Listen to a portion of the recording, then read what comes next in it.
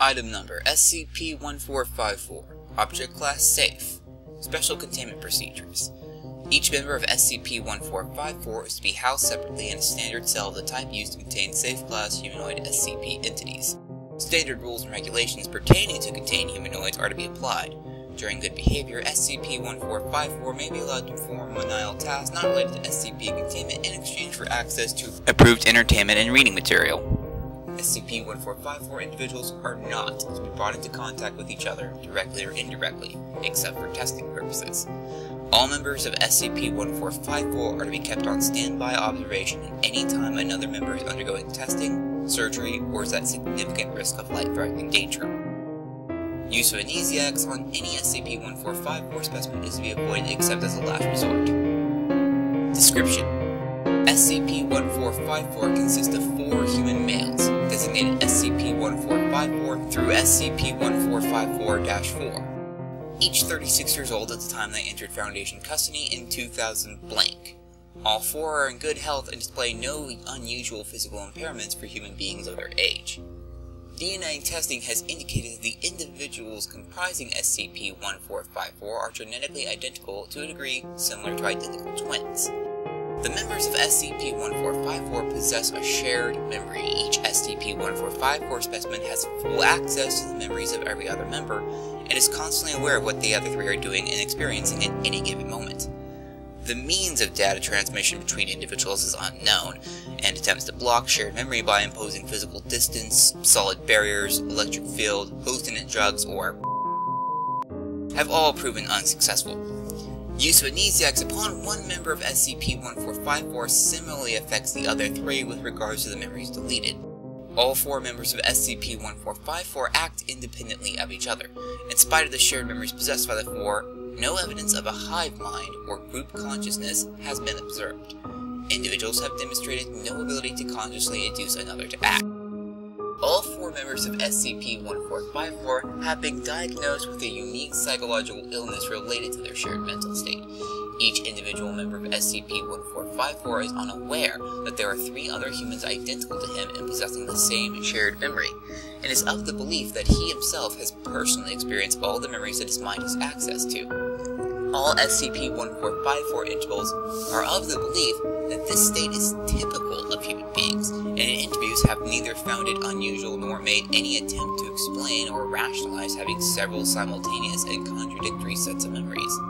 When 2 or more SCP-1454 individuals are brought into each other's presence, each will fail to recognize the other as a duplicate of himself, and will become extremely confused and agitated as a result, often leading to physical violence.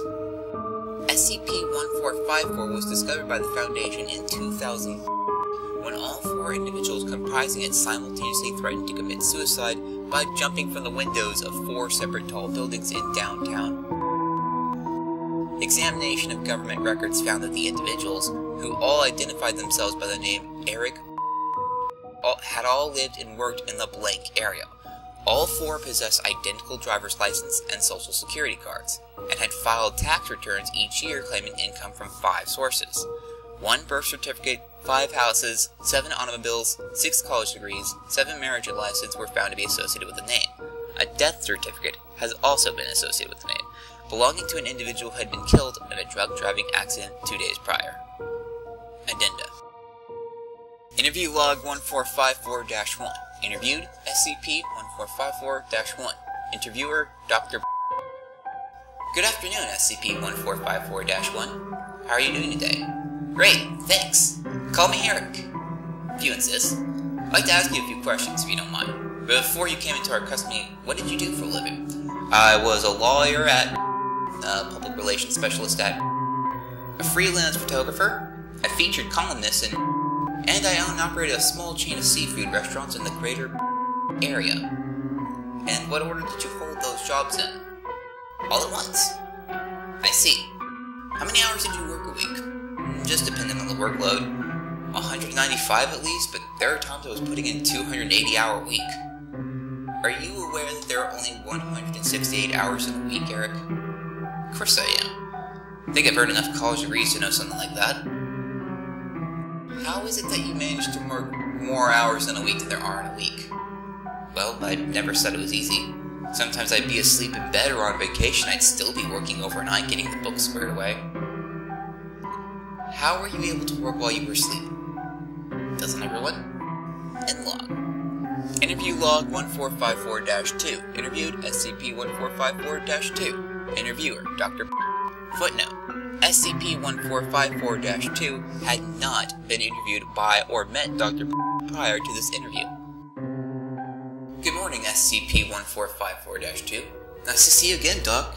Like I said before, call me Eric. Of course, Eric. Can you tell me how you're doing right now? Great. I'm sleeping in, having breakfast, and reading a great book about... Indeed. I'd like to ask you a few questions about your childhood. Shoot. Did you have any brothers or sisters? No. There were always these other kids hanging around the house. I don't know why my parents let them in all the time. They were always so mean to me, especially at school. How so? You know how little kids will walk around copying you sometimes, make fun of you, repeat everything you say, dress like you, act like you? They do that all the time to me. They even went around telling people that they were me and I was the copycat. I don't know why. I don't even think they liked each other that much. Did you ever tell your parents or your teacher? They never did anything about it. They just laughed or looked at me all confused. That's why I always spent so much time in my bedrooms, to keep away from them. How many bedrooms did you have? 5, same as everybody. Let's change the subject. Who was your first high school sweetheart? Cindy, Mara, Emma, Kate, and Jane. I asked about your first girlfriend, Eric. Which one of them was first? Kate, I guess, but the rest were my first girlfriend too. How many first girlfriends did you have? We're here to talk about you, Eric. Sorry. Did you marry any of them? No, we all broke up. On the same night, actually. How's that? I invited them all to senior prom. You should have seen the 6 of us like a fairy tale. Which is the damnedest thing. Remember those kids I was telling you? They were dating them too. Did you explain that? Well, I went to get Kate a glass of punch, and when I was dancing with Cindy, I looked over and saw one of them kissing Emma. And so I went over to yell at him, and he starts copying me again like when we were little. And he's telling everyone I stole his dates, and I see Mary with the other one around his arms and shoulder. I got my ass kicked that night, but I dished out as much as I took. End log. Interview log 1454-3. Interviewed SCP-1454-3. Interviewer, Dr. Good evening, SCP-1454-3. How are you tonight? Couldn't be better. I'm eating 3 delicious dinners in my room right now. It's still Eric. I'd like to talk to you about the day you were arrested, Eric. Why were you up on that ledge? Well, I was a little upset about having died. Excuse me? I died just a few days before that, and it was too much to bear.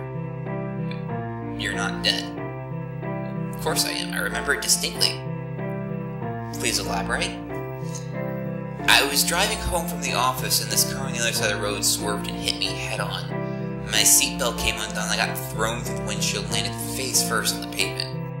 I couldn't move, and I was bleeding all over the place. The paramedics showed up and started talking about I was going into shock, and they needed to get me into ER, and I was starting to crash, and then I died. I see. What happened after that? I was pretty upset about it. Called my wives right away, but they didn't understand. So I came home early from work, canceled my dinner date with my new girlfriend, got the first plane back from Detroit to be with them. What happened the next day? Went to my jobs and everyone was acting like they'd seen a ghost. They were saying they heard about me dying on TV. I saw it on the news myself, but I didn't understand why it was such a big deal. Everyone dies for the first time sooner or later, right? They even said they were already making plans for the funeral. Did you go to the funeral? Of course! Put on my best black suits and went with my wives. But what I saw there was what really set me off. What was that? It wasn't me in the coffin at all. It was one of those other assholes. Here I am, dead, and they still think it's funny getting themselves killed just to piss me off. I tried to explain it to my wives, but the rest of them were there too. And they were all telling me, leave my wives alone, like I don't know my own wives. That was when I had enough. I took off and decided if I couldn't even get away from those bastards at my own funeral, maybe they'd leave me alone if I ended it all.